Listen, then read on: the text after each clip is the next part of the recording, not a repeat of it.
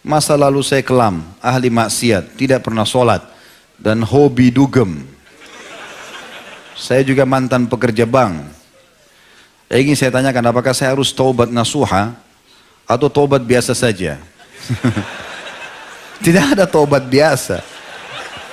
Harus nasuha. Bagaimana caranya taubat biasa ini?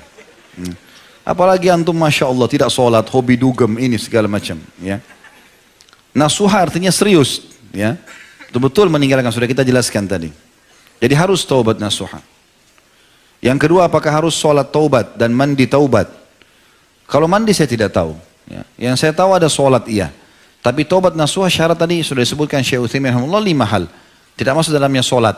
Tapi memang ada hadis yang menjelaskan tidak ada seorang muslim yang berbuat dosa, dosa kecil atau besar, kemudian dia berwudu yang sempurna lalu dia sholat 2 rakaat kemudian dia istighfar, kecuali Allah akan ampuni dosanya. Kalau dia ingin sempurnakan dengan itu nggak ada masalah. Tapi tanpa sholat tobat pun insya Allah diterima, asal dia penuhi syarat-syarat tadi. Apakah tobat saya diterima mengingat dosa saya sangat banyak? Saya takut sekali Ustaz. Ya, diterima. Tadi sudah kita bacakan dalilnya. Semua dalilnya jelas tadi, ayat-ayat Al-Quran. Terutama tadi surah Az-Zumar, ya, ayat 53 tadi ya, surah nomor 39. Itu jelas sekali.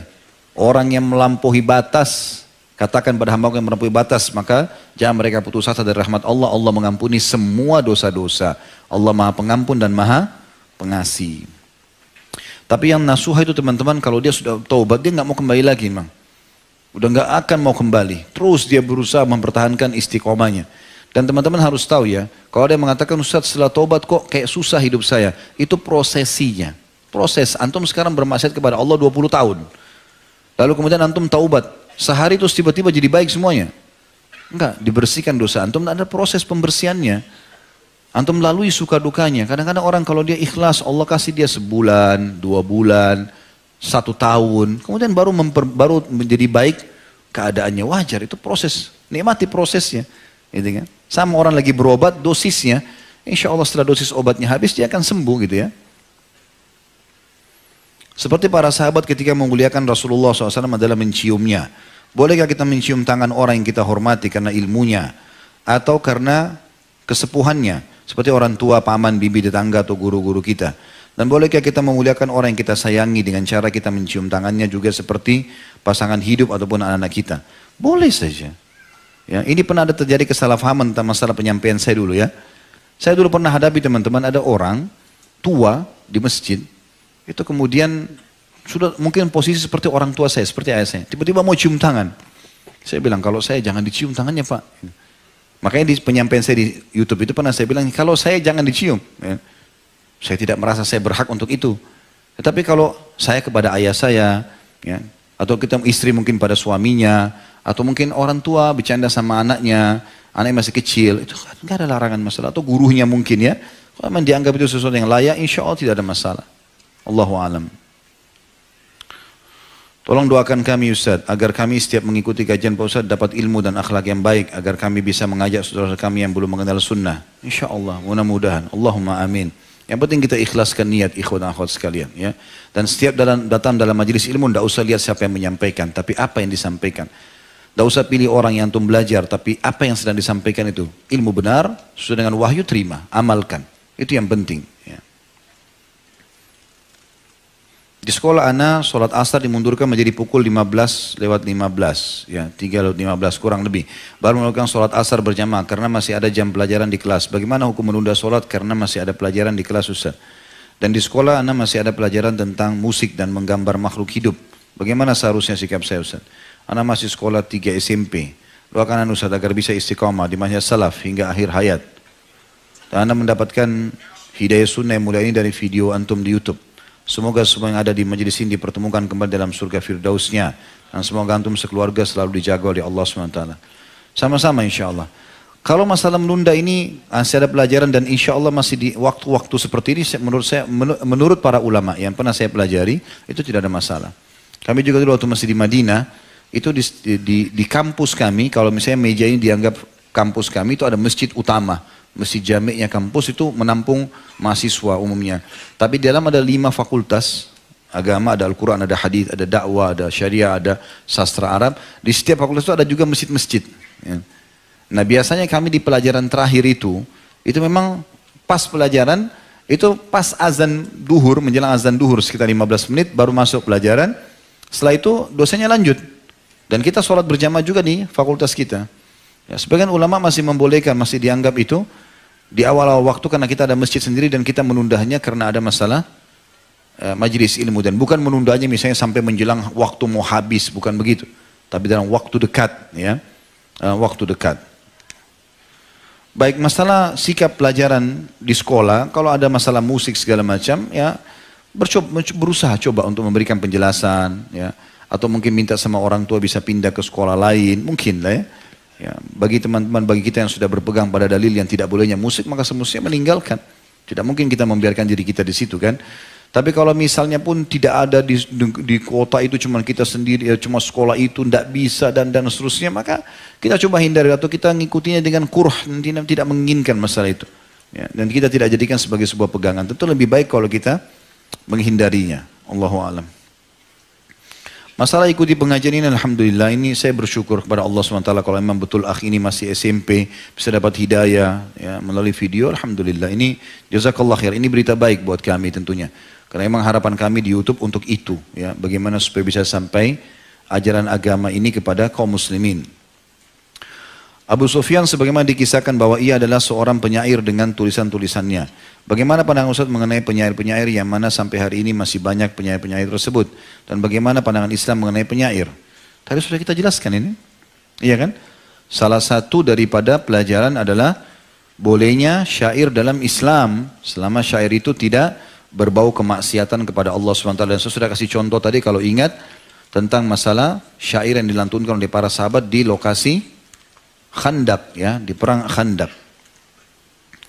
Apakah kita boleh menjamin diri kita atau yakin kita adalah orang beriman dan mati dalam keadaan beriman jika kita bersungguh-sungguh dalam menjaga keimanan sebagaimana keyakinan Abu Sufyan? Apa bedanya dengan mentazkiyah diri? Boleh tentunya. Tazkiyah diri itu beda. Tazkiyah diri itu kayak memuji-muji diri, ya. Itu beda. Tapi kalau kita yakinkan dalam diri kita memang saya adalah orang beriman kepada Allah sekarang, saya sudah tahu ini pelajaran yang benar, ini wahyu, lalu saya istiqomahkan, saya motivasi diri saya untuk itu gak ada masalah. Bagus malah gitu kan. Sebagaimana para sahabat memotivasi diri mereka, kalau mereka dalam manhaj yang benar, dalam metode yang benar, ya, pola hidup yang benar, lalu mereka mempertahankan ajaran Nabi SAW sampai meninggal. Jadi beda, kalau tazkiyah diri itu memuji diri, itu dilarang dalam Islam. Gitu kan. Kamu sudah berapa lama di majelis ini? Saya sudah 3 tahun lalu. Enggak ada angin, enggak ada apa. Mau 3 tahun, mau 5 tahun, enggak ada urusannya. Jadi kan enggak usah dipuji diri di situ. Ya. Mau bertanya soal ajal yang Ustaz tadi bilang. Ajal tidak bisa dipercepat atau lambat. Waktunya sudah ditentukan. Pasti. Bagaimana dengan hadis yang mengatakan sedekah memperpanjang umur? Ini sudah dijelaskan oleh Ibnu Taimiyah rahimahullah. Beliau menjelaskan hadis yang semua berhubungan dengan memperpanjang umur seperti silaturahim, memperpanjang umur gitu kan, sedekah memperpanjang umur. Ini beliau mengatakan yang diperpanjang bukan jumlahnya tapi berkahnya. Jadi kalau misalnya ada orang 70 tahun si A selalu silaturahim dan sedekah misalnya. Sementara si B 70 tahun juga tidak melakukan itu. Maka kita temukan si A ini berkah. Dalam 70 tahun sudah bangun masjid, sudah punya rumah anak yatim, banyak kegiatan baik yang dia sudah lakukan. Allah berkahi perpanjangan umur dalam ibadah gitu loh.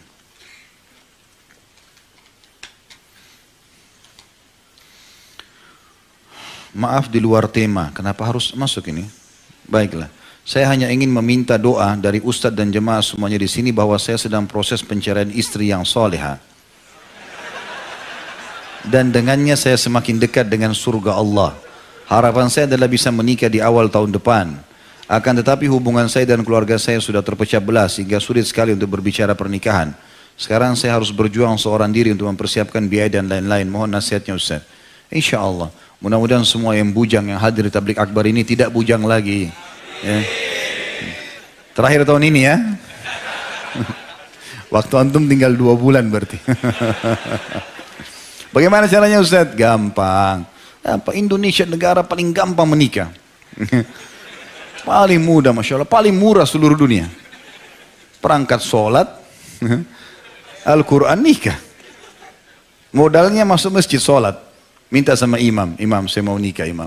Dicarikan di kampung nanti. Kalau di kota yang mahal-mahal memang jangan. Cari yang murah-murah, yang bedaknya 20.000. Di antum bisa hidup. Yang penting status suami kan. Karena nanti orang juga banyak bilang, saya tidak mau nikah sama orang di kampung Ustaz. Mungkin karena beda, orang kota kan sudah tahu dandan segala macam. Kan bisa antum ajarin. Kan bisa belajar gitu kan. Tapi dia Masya Allah tidak ikut pergaulan bebas, tidak segala macam. Maka itu bagus. Kan? Yang penting kalau mau nikah jangan rewel. Tinggi, putih, cantik, pintar. Oh, nanti di surga ada bidadari.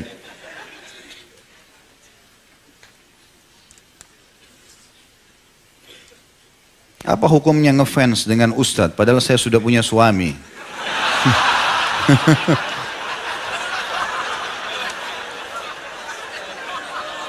Ini perlu dirincikan, ngefans apa dulu?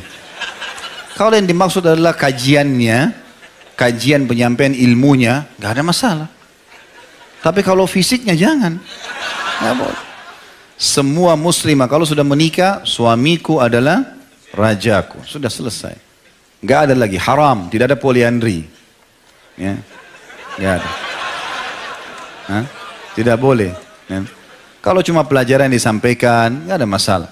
Ya, ilmunya itu nggak ada masalah. Mungkin penampilan lalu kemudian berharap suaminya bisa, itu mungkin umum. Tapi kalau sudah menyukai, akhirnya beralih sukanya dari suami kepada orang lain, ini nggak boleh. Hukumnya haram dalam Islam, tidak boleh sama sekali.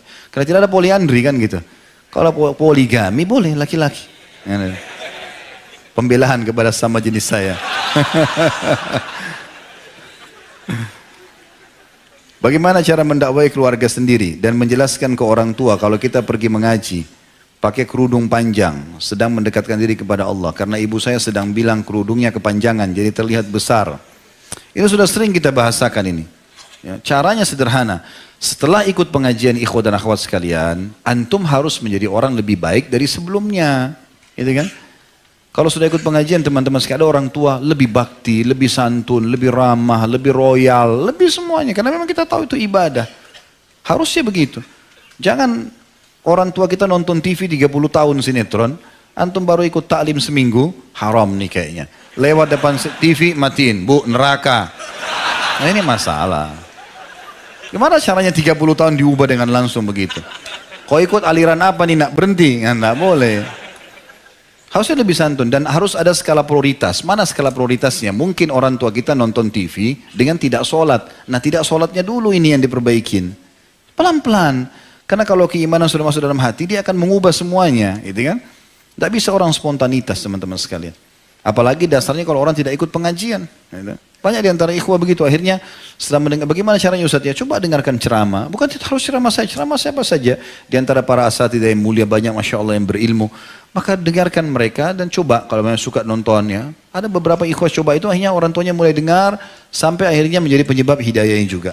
Atau kasih hadiah buku gitu kan. Atau kalau ada orang tua ragu, ini pengajian apa nak? Ayo ibu atau ayah ikut yuk. Lihat pengajian saya biar tahu. Insya Allah hadir sekali 2 kali cukup. Mereka bisa dengarkan kok. Karena orang-orang yang banyak menilai pengajian itu tidak baik. Karena belum dengar. Coba duduk sekali dengar. Ada yang salah berikan masukan kan gitu. Tapi kalau benar kenapa nggak diterima? Allahu a'lam. Itu setahu saya. Dan tentu selain daripada itu dikuatkan dengan berdoa. Mudah-mudahan Allah SWT berikan hidayah. Istri ana suka sekali baca novel. Dan terkadang juga menulis novel. Apakah perkara itu sia-sia? Sebenarnya kalau itu dalam bentuk nasihat-nasihat, hal yang bermanfaat, mungkinlah masih bisa. Tapi lebih bagus menulis ya, yang bermanfaat, yang misalnya belajar agama ditulislah. Atau ilmu-ilmu yang bermanfaat itu lebih baik. Karena ini juga pangsa pasarnya sebagian kecil. Orang yang memang suka membaca, kadang-kadang harus membuat kisah-kisah fiktif misalnya. Atau hal-hal yang tidak perlu gitu kan. Dibesar-besarkan, kisah tentang apalah cinta seseorang pada orang lain dan hanya lingkup kecil lalu kemudian dibesar-besarkan seakan-akan itu sebuah kisah yang harus jadi besar.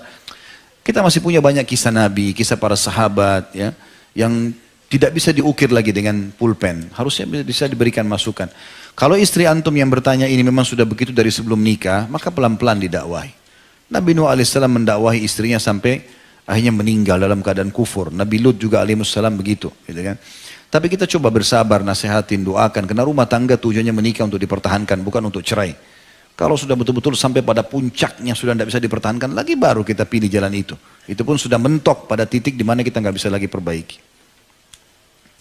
Saya punya sahabat dekat, namun ia belum sadar akan kewajiban menuntut ilmu syar'i. Jika bersamanya saya futur. Jika dekat dengan yang sefaham atau menuntut ilmu, saya semangat lagi. Namun ia langsung menjauhi saya. Saya ingin mengajaknya kembali, tapi adakah cara lain Ustaz mendekatinya? Karena jika dekat saya futur. Enggak, kalau memang antum sudah sampai futur, futur itu artinya jauh dari agama. Dengan berteman sama dia begitu, ya sudah jaga jarak saja. Karena Nabi SAW mengatakan, Al-maru ala dini khalili. Seseorang sesuai dengan agama, sahabatnya atau temannya, enggak boleh. Ya, bahkan nanti hari kiamat akan ada, Allah ceritakan orang-orang akan ada mengatakan, dalam Al-Quran diceritakan, walaupun ini ayat turun kepada beberapa orang dari Quraisy, ya. Tapi Allah SWT, para ulama tafsir mengatakan ayat ini berlaku umum. Siapapun yang mengikuti pola yang sama akan terjadi hal yang sama. Nanti di hari kiamat di neraka akan ada orang mengatakan, ayatnya itu, artinya potongan ayatnya begini. A'udzu minasyaitonir rajim. Lam attakhidh fulanan khalila laqad adallani 'an dzikri ba'da idh ja'ani. Ya laitani lam attakhidh fulanan khalila laqad adallani 'an dzikri. Nanti hari kiamat akan banyak orang di neraka akan mengatakan, coba saat ini di dunia saya tidak berteman sama si fulan, dia telah menyesatkan saya setelah datang kepada saya peringatan. Ya. Ini turun kepada seorang dari Quraisy, sahabat Nabi SAW. Jadi Nabi SAW waktu melihat Hamzah masuk Islam, Hamzah masuk Islam ini gara-gara dia tidak sengaja ucapin kalimat. Dia bilang, apakah kau, ditunjuk Abu Jahal, berani mengganggu Muhammad sementara aku di agamanya, padahal dia belum masuk Islam.